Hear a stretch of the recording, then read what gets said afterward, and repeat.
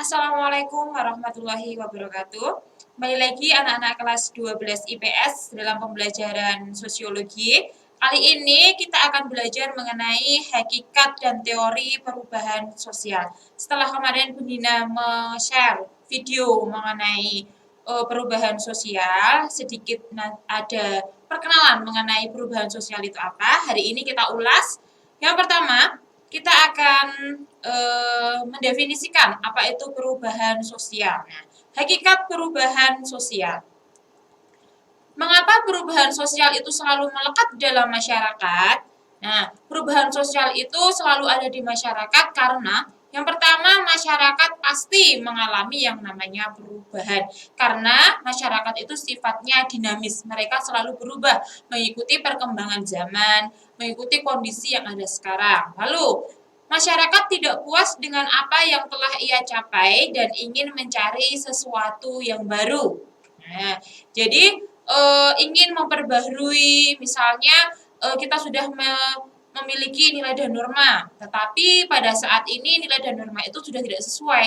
Nah, jadi kita membuat nilai dan norma atau peraturan yang baru lagi. Lalu yang ketiga, adanya usaha masyarakat untuk menyesuaikan diri dengan keadaan atau kondisi baru. Nah, seperti pada saat ini kita sedang ada pandemi COVID-19.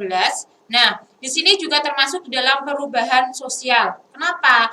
Karena untuk pembelajaran, contohnya pembelajaran kita yang biasanya kita selalu tatap muka di dalam sekolah, di dalam kelas. Nah, ini harus menyesuaikan diri dengan keadaan atau kondisi pandemi ini agar tidak semakin meluas, agar segera bisa teratasi, maka pembelajaran kita menggunakan pembelajaran online. Jadi kalian harus belajar di rumah. Nah, ini contoh dari perubahan sosial. Oke, yang sebelumnya kembali lagi. Nah, dalam menghadapi perubahan, yang paling penting itu apa? Yang paling penting adalah bagaimana seseorang menyikapinya. Bagaimana kita bisa menerima perubahan itu sehingga kita tidak menjadi korban perubahan tersebut, tetapi kita sebagai penentu perubahan. Nah, itu. Untuk yang selanjutnya, setelah hakikat dan perubahan sosial, next. Nah, ini secara garis besar bisa kita definisikan bahwa perubahan sosial adalah perubahan lembaga sosial dalam masyarakat yang mempengaruhi apa saja? Mempengaruhi sistem sosial, nilai, sikap, serta perilaku individu dan kelompoknya. Itu untuk definisinya. Nah, sekarang kita masuk untuk teori-teori perubahan sosial. Di dalam perubahan sosial, teori yang pertama yaitu adalah teori siklus. Teori siklus ini melihat perubahan sebagai sesuatu yang berulang-ulang. Bisa kita lihat seperti pada gambar itu. Nah, bentuknya spiral, jadi berulang-ulang. Apa yang terjadi sekarang pada dasarnya memiliki kesamaan atau kemiripan dengan apa yang terjadi sebelumnya. Jadi nanti akan berulang lagi, terus nanti kita berubah berulang lagi, berulang begitu seterusnya. Teori ini beranggapan bahwa perubahan sosial pada masyarakat merupakan sesuatu yang tidak dapat direncanakan atau diarahkan. Jadi, di situ dari masyarakat primitif ke masyarakat tradisional, ke masyarakat modern, terus nanti kembali lagi membentuk seperti spiral. Nah, contohnya, untuk teori siklus ini, contohnya adalah perubahan mode dan gaya hidup. Saya ambil contoh di sini adalah pada waktu tahun 1970-an, skuter atau Vespa ya, dulu digandrungi oleh anak muda.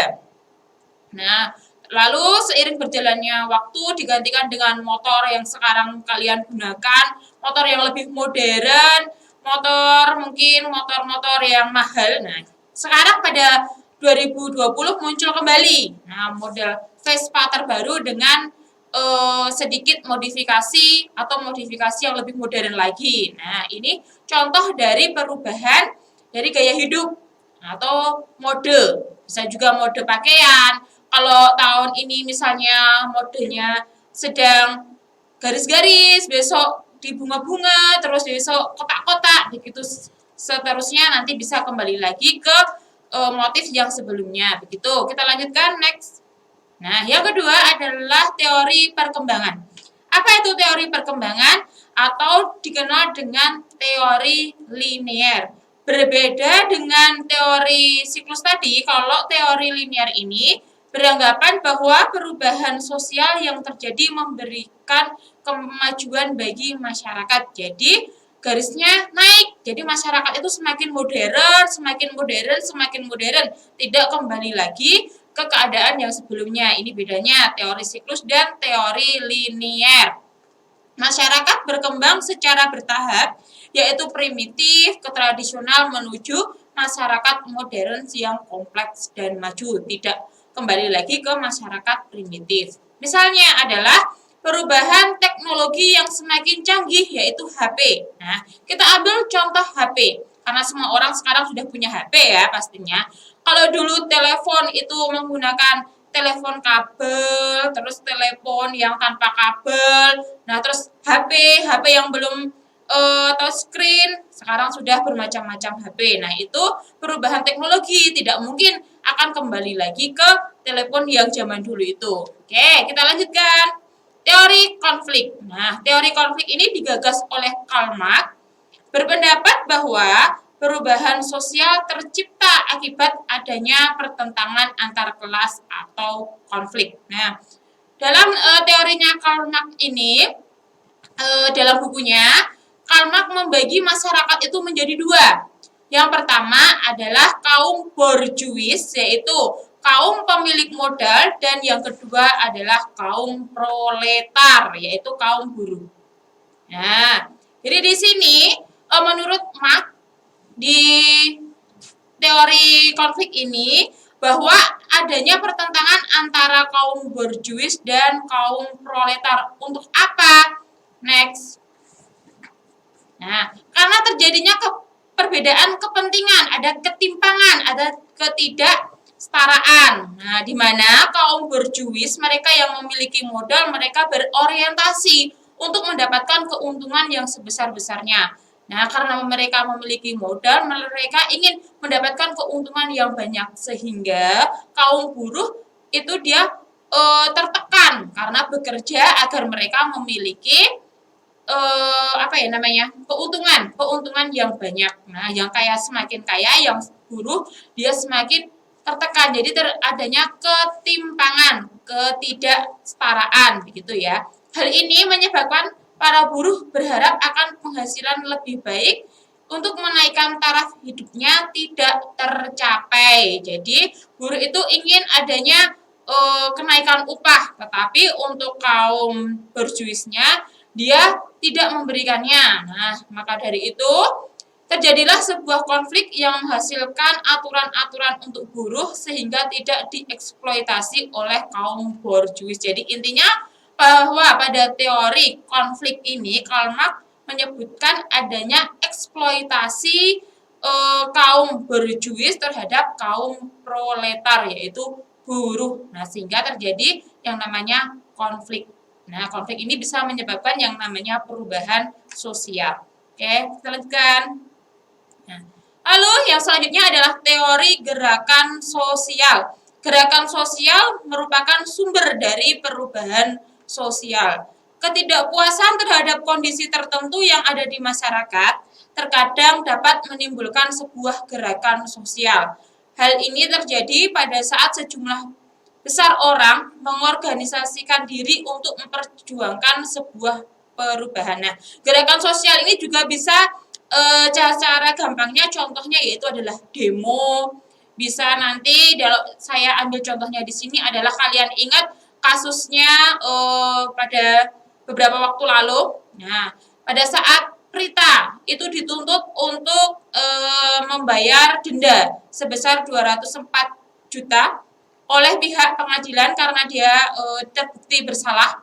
Nah, itu masyarakat lalu tergerak hatinya untuk mengumpulkan yang namanya koin keadilan. Nah, itu gerakan masyarakat itu, masyarakat yang tergerak hatinya, mereka lalu muncul ada ide-ide itu dinamakan sebuah gerakan sosial. Oke, kita lanjutkan. Nah, lalu yang selanjutnya adalah teori modernisasi.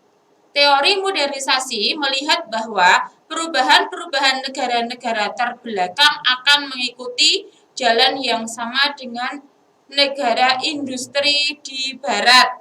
Nah, jadi di sini